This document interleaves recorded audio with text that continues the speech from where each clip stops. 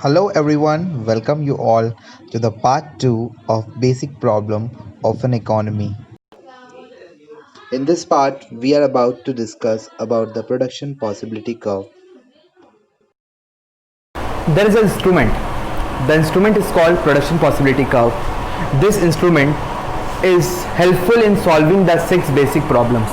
The problems of what to produce, how to produce, for whom to produce, problem of fuller utilization, efficient utilization, and the economic growth could be solved with this curve. The curve is called production possibility curve. Production possibility curve, और इसको production possibility frontier भी बोलते हैं. ठीक है, production possibility frontier और production possibility curve, both are the same thing. What is the production possibility curve? तो इसको समझाने से पहले मैं आप लोगों को प्रोडक्शन पॉसिबिलिटी शेड्यूल के बारे में बताता हूँ. शेड्यूल क्या होता है? Production possibility schedule. Production possibility schedule is a tabular statement which shows different combinations of two goods that can be produced with a given resources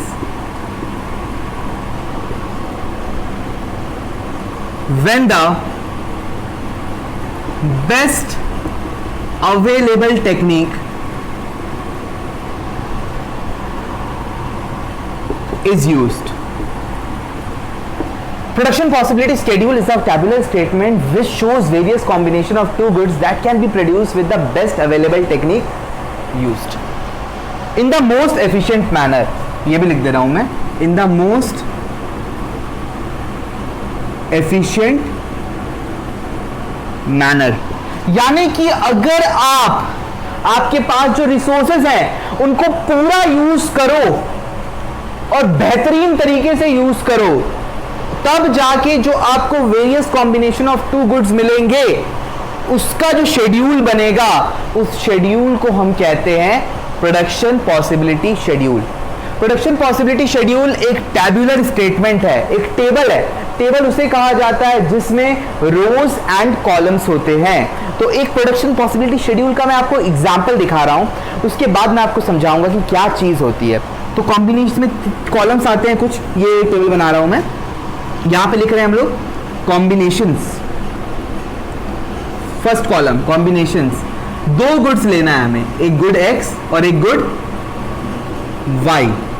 तो कॉम्बिनेशन ए में मैं मान रहा हूं कि मैं अपनी सारी रिसोर्सेस को सिर्फ गुड ए बनाने में लगा रहा हूं. क्या बनाने में लगा रहा हूं? सिर्फ और सिर्फ मैं गुड ए बनाने में लगा रहा हूं. तो मैं ए का यानी गुड एक्स बनाने में लगा रहा हूं. मैं एक्स का 15 यूनिट्स प्रोड्यूस कर रहा हूं. कितना यूनिट्स? 15 यूनिट्स. अगर मैं सारी रिसोर्सेस को एक्स में लगा दूं तो मुझे वाई से कुछ भी नहीं मिलेगा, मुझे वाई का एक भी यूनिट नहीं मिलेगा. अब मुझे एक यूनिट गुड वाई का प्रोड्यूस करना है, मुझे गुड वाई का एक यूनिट प्रोड्यूस करना है. मैं स्टार्टिंग में, देखो एक बात समझना, अगर मेरे पास एक ज़मीन है बहुत बड़ी, उसमें मैं चावल भी उगा सकता हूँ और एक अनाज गेहूँ भी उगा सकता हूँ. तो मान लो ऐसा होता नहीं, ऐसी ज़मीन दुनिया में कोई से नहीं है जिस ज़मीन में चावल और गेहूँ दोनों उग जाए. हाँ, अगर मैं बोलूँ कि आपको उसमें सिर्फ चावल उगा रहे हो, आपको अगर गेहूं उगाना है तो आप कौन से हिस्से में उगाओगे? जिस हिस्से में जो गेहूं के लिए सूटेबल है या जो गेहूं के लिए सूटेबल नहीं है? जो गेहूं के लिए सूटेबल है. तो आप गेहूं के लिए जो सूटेबल वाला एरिया लोगे तो आपको ज्यादा एरिया में आपका काम बन जाएगा ना, कम एरिया में आपका काम बन जाएगा? कम एरिया में काम बन जाएगा. लेकिन जब आप और ज्यादा प्रोडक्शन करोगे गेहूं का, तो आप जो कम यूजफुल जगह है उसे लोगे. तो कम यूजफुल जगह में थोड़ा ज्यादा जगह लेना पड़ेगा, फिर और ज्यादा जगह लेना पड़ेगा. समझ में आ रही है बात आप लोग को ना? कि मान लो ये मैं एग्जांपल बता रहा हूं, ये बड़ा पीस ऑफ लैंड है, ठीक है. इसमें ये जो एरिया है ये राइस के लिए बहुत अच्छा है. इसमें जो ये एरिया है ये वीट के लिए बहुत अच्छा है. इसमें जो ये एरिया है वीट के लिए थोड़ा कम अच्छा है. और ये राइस के लिए थोड़ा कम अच्छा है, वीट के लिए बहुत कम अच्छा है. ये एरिया, मतलब इसके ऊपर वाला एरिया। तो अब क्या होगा, अगर मैं पूरे में राइस उगाता हूं तो पहले मैं ये वाला एरिया यूज करूंगा, इसी में से मुझे ज्यादा प्रोडक्शन मिल जाएगा। लेकिन जब सेकेंड यूनिट में प्रोड्यूस करूंगा और मैं बहुत बड़ा लैंड लूंगा, वीट मेरे को बहुत ज्यादा नहीं मिलेगा, उसके बाद तो मैं राइस वाला एरिया यूज करने लगूंगा, उसमें और कम मिलेगा, और जिसमें राइस बहुत अच्छा उगता है उसमें तो वीट एकदम कम उगेगा। तो क्या होगा, इनिशियली अगर मैं पूरे एरिया में राइस मान लो एक्स गुड उगा रहा हूं तो वाई कुछ भी नहीं उगा रहा हूं। वाई का एक बढ़ाने के लिए मुझे एक्स को बहुत थोड़ा सा सेक्रीफाइस करना पड़ेगा। एक्स का मान लो मैं 1 यूनिट सेक्रीफाइस करता हूं, कितना यूनिट, 1 यूनिट। लेकिन जब कॉम्बिनेशन सी में आऊंगा और मुझे वाई का एक और एक्स्ट्रा यूनिट चाहिए, तो यहां पे 1 यूनिट सेक्रीफाइस हुआ था, यहां पे 2 यूनिट सेक्रीफाइस हो जाएंगे, ये 12 हो जाएगा। यानी कि पहले कितना यूनिट सेक्रीफाइस हुआ, 1, फिर 2, तो ये 15 माइनस 1 14 हुआ, 14 माइनस 2 12, फिर उसके बाद कॉम्बिनेशन डी में हम 3 यूनिट सेक्रीफाइस कर देंगे, कितना हो जाएगा 9 और 3। कॉम्बिनेशन डी में 4 और इसमें तो 4 यूनिट माइनस कर दो 5, और लास्ट वाला में इसमें 5 हुआ तो इसमें 0। अब देखो y का कितना कितना यूनिट बढ़ रहा है, 1 1। x का कितना कितना यूनिट सेक्रीफाइस हो रहा है, पहले कितना यूनिट सेक्रीफाइस हुआ, फिर 3, फिर 4, फिर 5, दिख रहा है ना, 1 2 3 4 5। 15 minus 14 1, 14 minus 12 2, 12 minus 9 3, 9 minus 5 4, 5 minus 0 5। Got it, simple है या नहीं है। तो this is called the opportunity cost, this is called the opportunity cost. How many units of good X are sacrificed to produce 1 extra unit of good Y. पहला case में 1 2 3 4 5। Got it. तो मैं अगर बोलूं मार्जिनल अपॉर्चुनिटी कॉस्ट कितना है, तो यहाँ पे तो कुछ बता नहीं सकते, मगर यहाँ पे y का एक एक्स्ट्रा यूनिट बनने के लिए x का कितना यूनिट सेक्रीफाइस हुआ, 1, फिर y का 1 बनने के लिए 2, फिर 1 बनने के लिए 3, फिर 4, फिर 5। Got it. This is the marginal opportunity cost. तो मार्जिनल अपॉर्चुनिटी कॉस्ट इंक्रीज होता है, पीपीसी में क्या होता है, इंक्रीज होता है। यही शेड्यूल को जब मैं कर्व में प्लॉट कर देता हूं तो वो बन जाता है production possibility curve. The production possibility curve is a curve which shows various combination of two goods which can be produced with a given resources when the best available technique is used in the most efficient manner। जब आप सबसे ज्यादा बेहतरीन तरीके से अपनी resources को use करोगे और जो वेरियस कॉम्बिनेशंस आएंगे उसे हम जब ग्राफ में प्लॉट करते हैं तो उसे कहते हैं प्रोडक्शन पॉसिबिलिटी कर्व। तो आइए इसी स्केड्यूल को मैं यहां पे कर्व में प्लॉट कर रहा हूं। y एक्सिस में मैं ले रहा हूं कौन सा गुड, गुड y, और x एक्सिस में गुड x। यहां पे क्या है, और ग्राफ बनाने का तरीका, ये एरो होगा, ये एरो होगा, ये दोनों क्रॉस करेंगे एक दूसरे को, जहां पे मीट करें वो एरो। बेहतरीन है, यहां पे भी एरो, यहां पे भी एरो बना दो। This is a technique of making a graph, ये तरीके से बनाओगे। y का मैक्सिमम यूनिट कहां तक गया है हमारे क्वेश्चन में, 5, तो y में 1 2 3 4 एंड 5। x का मैक्सिमम कहां तक गया है, 15, तो 1 2 3 4 5 6 7 8 9 10 11 12 13 14 एंड लास्टली 15। कॉम्बिनेशन ए में क्या है, 15 और 0, 15 और 0 यहां पे आएगा, ये हो गया कॉम्बिनेशन ए। कॉम्बिनेशन बी क्या है, 14 और 1, ठीक है। Combination B. कॉम्बिनेशन सी कहां पे, 2 और 12 करीब यहां पे, थोड़ा ऊपर आएगा ना,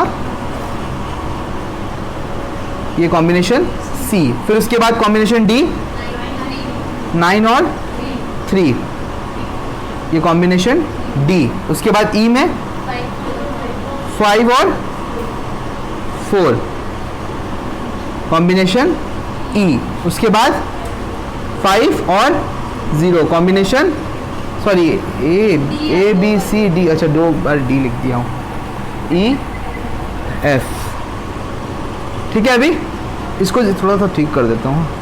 इसको जब हम जोड़ देंगे तो ये जो कर्व हमें मिलके आ रहा है ना, इस कर्व को हम बोलते हैं प्रोडक्शन पॉसिबिलिटी कर्व। ये तो एक मैंने डायग्राम लिया है, स्केलिंग इम्प्रॉपर है, बट ये कर्व का शेप कुछ इस तरीके से आएगा। This is the shape of PPC, this is the shape of PPC, this is called production possibility curve. तो प्रोडक्शन पॉसिबिलिटी कर्व का शेप कुछ इस तरीके से। दो प्रॉपर्टीज है पीपीसी की, कितनी प्रॉपर्टीज है? दो। प्रॉपर्टी नंबर 1 मैं लिख दे रहा हूं यहां, प्रॉपर्टीज, वीडियो में आ रहा है ना ये एरिया। प्रॉपर्टीज, कितनी प्रॉपर्टीज है? दो। ये कैसा स्लोपिंग है, डाउनवर्ड या अपवर्ड? कभी भी आप वाई एक्सिस से देखोगे ये अपवर्ड है या डाउनवर्ड है? This is downward. ऊपर से नीचे आ रहा है, नीचे से ऊपर जा रहा है? सर जो सीढ़ी ऊपर से नीचे आता है वो नीचे से ऊपर भी तो जाता है ना सर। नालायकों, वाई एक्सिस से देखोगे। कहां से देखोगे? वाई एक्सिस से। अगर ये इधर से ऊपर जा रहा है तो अपवर्ड स्लोपिंग, यहां से नीचे आ रहा है तो डाउनवर्ड स्लोपिंग। तो ये कौन सा स्लोपिंग है? Downward sloping. क्यों है downward sloping? Because if you are using full resources in the most efficient manner, अगर आपको एक चीज का यूनिट प्रोड्यूस करना है दूसरे को सैक्रिफाइस करना पड़ेगा। When one increases and other decreases, the shape of the curve is downward sloping. Is it simple? समझ में आया? दूसरा बात, अगर मैं ओरिजिन में अपनी निगाह रखूं, कहां निगाह रखूं मैं अपनी? ये कन्वेक्स दिख रहा है या कनकेव दिख रहा है? केव किसे कहते हैं? अगर आप निगाह से देख रहे हो और ये आपको केव की तरह दिखे, दिस इज कनकेव। और अगर आप यहां पे निगाह रख रहे हो तो ये दिख रहा है आपको वेक्स की तरह। इस साइड से वेक्स और इस साइड से केव, तो ये कनकेव है ना कन्वेक्स है? कनकेव है। This is concave to origin, concave to origin. Sir क्यों कनकेव टू ऑरिजिन है? Due to increasing marginal opportunity cost. हमें हर एक्स्ट्रा वाई के लिए ज्यादा एक्स सैक्रिफाइस करना पड़ रहा था। अगर ये कम सैक्रिफाइस करना पड़ता तो ग्राफ कुछ इस तरीके से बनता। अगर कांस्टेंट करना होता तो स्ट्रेट लाइन बनती, लेकिन हमारे केस में ये ज्यादा सैक्रिफाइस हो रहा है। आप देख सकते हो पहले थोड़ा कम सैक्रिफाइस हुआ, उसके बाद देखो आप वाई का एक्स्ट्रा कितना ज्यादा सैक्रिफाइस करके कितना सा प्रोडक्शन हुआ। एक्स वाई को ज्यादा सैक्रिफाइस करके एक प्रोडक्शन करना पड़ रहा है। दिस इज बिकॉज आपका marginal opportunity cost increases and that's why PPC curve is concave to origin. Got it? एकदम क्लियर है? तो this are the few properties of indifference curve. Indifference curve जब हम बनाते हैं तो we keep in mind certain assumptions कि ये होगा तभी पीपीसी कर्व बन रहा है। अगर ये अजम्पशन फॉलोड नहीं होंगे तो पीपीसी कर्व नहीं बनेगा। वो क्या अजम्पशन है मैं आप लोग को कहां लिख के दिखाऊं? यहां पे लिख देता हूं। बोर्ड यहां पे क्लियर दिखाई दे रहा है वीडियो में? हाँ, ओके।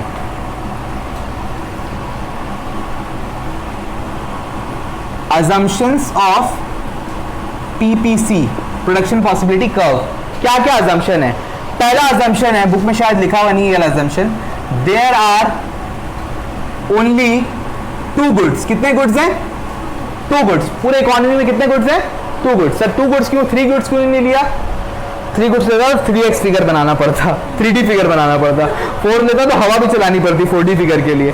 5 लेता तो 5D फिगर बनाना पड़ता। तो हम लोग के लिए पॉसिबल कितना बनाना है? 2 फिगर। तो हम लोगों ने कितना लिया? There are only 2 goods. Second, best available technique is use. कौन सा टेक्निक यूज हो रहा है? Best available technique. जो भी टेक्निक सबसे बेस्ट है, चाहे वो लेबर इंटेंसिव हो चाहे वो कैपिटल इंटेंसिव हो, उसे हम यूज कर रहे हैं। Third, fuller utilization, fuller utilization of resources. हम लोग ये मान रहे हैं कि रिसोर्सेज का फुलर यूटिलाइजेशन हो रहा है। और फोर्थ पॉइंट, एफिशिएंट यूटिलाइजेशन हो रहा है। सबसे बेस्ट वे में हम लोग उसको यूटिलाइज कर रहे हैं। उसके अलावा no change in technology, technology में कोई चेंजेस नहीं आ रही हैं। और नो चेंज इन वर्कफोर्स, ना वर्कफोर्स आपकी बढ़ रही है। इन अजम्पशंस के बेसिस पे ही प्रोडक्शन पॉसिबिलिटी का बनता है। अगर टेक्निक बढ़िया हो जाए तो बिना सेक्रीफाइस करे भी आप वाई को प्रोड्यूस कर सकते हो। अगर लोग बढ़ जाएं तो आप बिना सेक्रीफाइस करे भी प्रोडक्शन बढ़ा सकते हो। रिसोर्सेज आर अनचेंज्ड, ये भी लिख दे रहा हूं मैं। अगर रिसोर्सेज बढ़ जाए, मान लो अनाज उग जाए, ज्यादा उग जाए, तब भी आप क्या होगा, बिना सेक्रीफाइस करे आप प्रोडक्शन बढ़ा सकते हो। तो ये 7 चीज जब तक नहीं होगी तब तक प्रोडक्शन पॉसिबिलिटी कर्व नहीं बनेगा।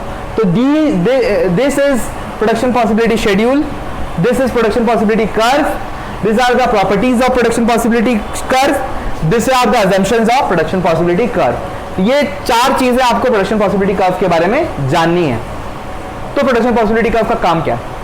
प्रोडक्शन पॉसिबिलिटी कर्व हमें हेल्प करता है basic problem in an economy को सॉल्व करने के लिए। है क्या बात कर रहे हैं? Yes, this is the exact thing which solve all our problem, the 6 problem in an economy.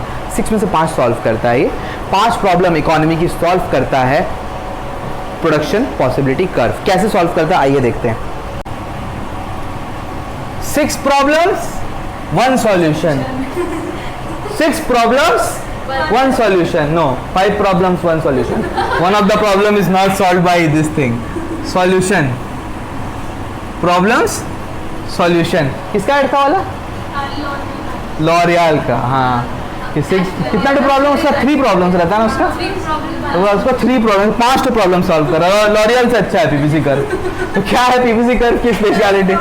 हाँ, हम लोग बनाएंगे हम लोग PPC curve, 5 problems 1 solution. Problem क्या है पहला? What and how much to produce. आप क्या और कितना बनाओगे, यह है पीपीसी कर्व। सर एक शेड कॉम्बिनेशन आप तो ऐसे ही बता दिए थे। शेड कॉम्बिनेशन बताए थे या नहीं बताए थे? याद है ना? ए था, बी था, सी था, डी था, ई था, एफ था, और भी कितना सारा बन सकता है। कोई सा भी कॉम्बिनेशन बना लो ना, any combination on the PPC curve. In fact अंदर वाला भी अचीवेबल है, अंदर का भी कोई सा पॉइंट आप ले लो अचीवेबल है, लेकिन उसमें आप फुलर यूटिलाइजेशन और वो सब नहीं कर सकोगे। तो बेटर है कि आप कोई भी ऊपर का पॉइंट ले लो, कोई भी ऊपर का पॉइंट ले लो। तो any point on PPC curve आपको प्रॉब्लम सॉल्व कर देगा। क्या प्रॉब्लम सॉल्व करेगा? What and how much to produce. जैसे पुराना वाला एग्जांपल था ना, कॉम्बिनेशन ए में 15 0 बनाइए, कॉम्बिनेशन बी में 14 1 बनाइए, कॉम्बिनेशन सी में 12 2 बनाइए, या 9 4 बनाइए, या 6 5 बनाइए, या आप आपका 5 0 बनाइए। जो आपको बनाना है बनाइए। There are 6 options in the last question, उसमें से आप कुछ भी आप प्रोड्यूस कर सकते हो। Any point on PPC curve. Got it? दूसरा प्रॉब्लम क्या है? How to produce. जब इसको बना रहे थे एक अजम्पशन था ना, क्या अजम्पशन था? Best available technique is used, line लिखा हुआ था ना। तो जो इसको बनाने में जो टेक्निक यूज करा गया है, कौन सा टेक्निक है? पीपीसी कर्व का बेस्ट अवेलेबल टेक्निक है। तो वो टेक्निक में अगर आप बनाओगे तो कोई भी पॉइंट चूज करो ना, सब में बेस्ट टेक्निक है। कोई भी पॉइंट चूज करो, सब में बेस्ट टेक्निक है। तो आंसर क्या है? Any point on PPC curve, PPC curve का कोई सा भी पॉइंट। ठीक है। Third question, for whom to produce. ये वाला प्रॉब्लम सॉल्व नहीं करता है पीपीसी कर्व, नॉट सॉल्व। ये एक तो प्रॉब्लम है जो पीपीसी कर्व सॉल्व नहीं कर पाता है। हमने बोला ना 6 में से 5 तो प्रॉब्लम सॉल्व करता है, एक प्रॉब्लम सॉल्व नहीं करता। फॉर होम टू प्रोड्यूस ये आपको डिसाइड करना है, आप किसके लिए क्या बनाना चाहते हो, आपका मैटर है। यहाँ पे हम बोल नहीं सकते, यहाँ बनाओगे तो उसका फायदा होगा, वहाँ बनाओगे तो उसका फायदा होगा। वो आपका पर्सनल जजमेंट है, आपको जिसके लिए बनाना है आप बना सकते हो। फिर प्रॉब्लम क्या था? Problem of fuller utilization. PPC curve के ऊपर वाला कोई भी पॉइंट फुलर यूटिलाइजेशन है। पीपीसी कर्व के ऊपर में कोई भी पॉइंट फुलर यूटिलाइजेशन, अंदर वाला नॉन फुलर यूटिलाइजेशन है। अंदर कोई भी पॉइंट अगर आप बना रहे हो तो वो नॉन फुलर है, लेकिन इसके ऊपर में अगर आप बना रहे हो, इनफैक्ट व्हाट टू प्रोड्यूस में आप एनी पॉइंट इनसाइड पीपीसी आप कर सकते हो, इनसाइड और ऑन कर सकते हो, कोई भी आप बना सकते हो, कोई सा भी कॉम्बिनेशन चूज कर सकते हो। लेकिन फुलर यूटिलाइजेशन के लिए आपको इसके ऊपर वाला ही कोई पॉइंट लेना पड़ेगा, जो क्योंकि ये इस अजम्पशन पे बेस करता है कि हम लोग का फुलर यूटिलाइजेशन हो रहा है तब इतना यूनिट प्रोड्यूस होगा। Got it? Next, efficient utilization. Efficient मतलब एनी पॉइंट, इसके लिए भी, इसके लिए फुलर एफिशिएंट यूटिलाइजेशन के लिए, अरे क्या स्पेलिंग लिख रहा हूं मैं, यूटिलाइजेशन, एफिशिएंट यूटिलाइजेशन के लिए एनी पॉइंट ऊपर में अंदर में नहीं, इसके ऊपर, ठीक इसके ऊपर, मतलब वो जो पॉइंट्स हैं, जो कॉम्बिनेशंस आए हैं A B C D E F, वो पॉइंट में कोई सा भी पॉइंट आप चूज करिए, वो एफिशिएंट यूटिलाइजेशन है। बिकॉज एक अजम्पशन वो भी था कि best available technique is used in the most efficient manner. तो एफिशिएंट मैनर के लिए कोई भी ऊपर का पॉइंट आप सेलेक्ट कर लीजिए, वो एफिशिएंट है। 6th प्रॉब्लम क्या है? ग्रोथ। ग्रोथ का प्रॉब्लम कैसे सॉल्व होगा? ये एनी पॉइंट। ग्रोथ का मतलब है प्रोडक्शन का बढ़ना। ग्रोथ का मतलब क्या है? प्रोडक्शन का बढ़ना। अगर आपका पीपीसी कर्व बढ़ता है, यानी कि आप ज्यादा यूनिट प्रोड्यूस कर पाओगे, आपका पीपीसी कर्व राइटवर्ड शिफ्ट होगा। किस तरफ शिफ्ट होगा? राइटवर्ड। दिख रहा है ये दाएं तरफ शिफ्ट हो रहा है। तो मेरा दाएं है, उसका दाएं है, तुम्हारा दाएं है बाबा। इसको राइट बोलते हैं, इसको पक्का ना? मेरा बहुत बड़ा कंफ्यूजन है इसमें। तो ये राइटवर्ड शिफ्ट हो रहा है। किस तरफ शिफ्ट हो रहा है? राइटवर्ड शिफ्ट हो रहा है। तो जब राइटवर्ड शिफ्ट होगा तो समझ में आएगा ग्रोथ हुआ है इकोनॉमी का। क्या हुआ है? ग्रोथ हुआ है। तो ग्रोथ के लिए क्या है? Rightward shift of production possibility curve. तो these 6 problem could easily be solved with production possibility curve. The solution? 5 problems. 5 problems, 1 solution. कौन सा प्रॉब्लम सॉल्व नहीं होता है? For whom to produce? What and how much to produce? Any point inside or on PPC curve. How to produce? Any point on PPC curve.